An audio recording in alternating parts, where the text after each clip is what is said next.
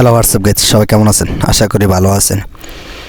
তো আলহামদুলিল্লাহ আমাদের কোয়েল পাখির খামার ছোট্ট আকারে একটা তৈরি করলাম। তো আশা করি যে এটা দিয়েও কিছু একটা করা যাবে।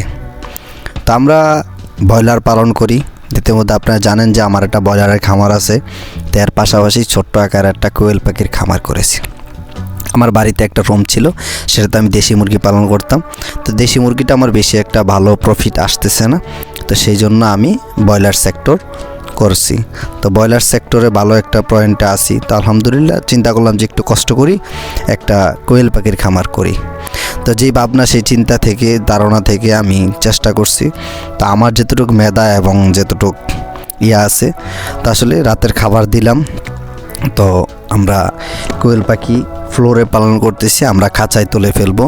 তো ইনশাল্লাহ পরবর্তী ভিডিও আপনাদের সামনে আসতেছে, আমরা খাঁচা কীভাবে বানালাম বা খাঁচা কয় টাকা খরচ গেল সব কিছুই বিস্তারিত আসবে।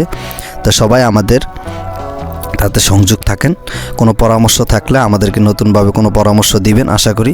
আর আমি ছোট মানুষ, আমার ভুল হতেই পারে, যদি আমার ভিডিওতে বা আমার কথায় কোনো ভুল হয়ে থাকে ক্ষমা দৃষ্টিতে দেখবেন।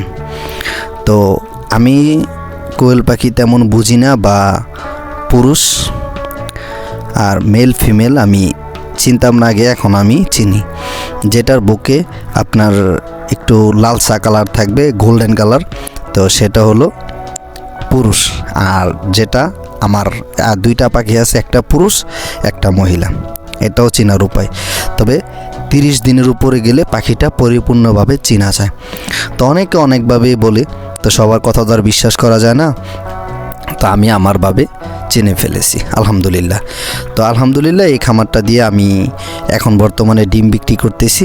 তো পরবর্তীতে আমি বাচ্চা হ্যাচিং করব, হ্যাচিং বেটার মেশিন আনবো। সবাই আমাদের জন্য দোয়া করবেন, আল্লাহ যাতে আমাদের ব্যবসায় বরকত দান করেন।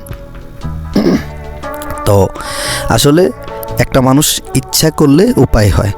যারা আমাদের এই ভিডিওটা ফেসবুক থেকে দেখতেছেন, আমাদের এই ফেসবুক পেজটা ফলো করে আমাদের সাথেই থাকবেন, নিয়মিত সব খামার ভিডিও পাবেন, যে কোনো পরামর্শ।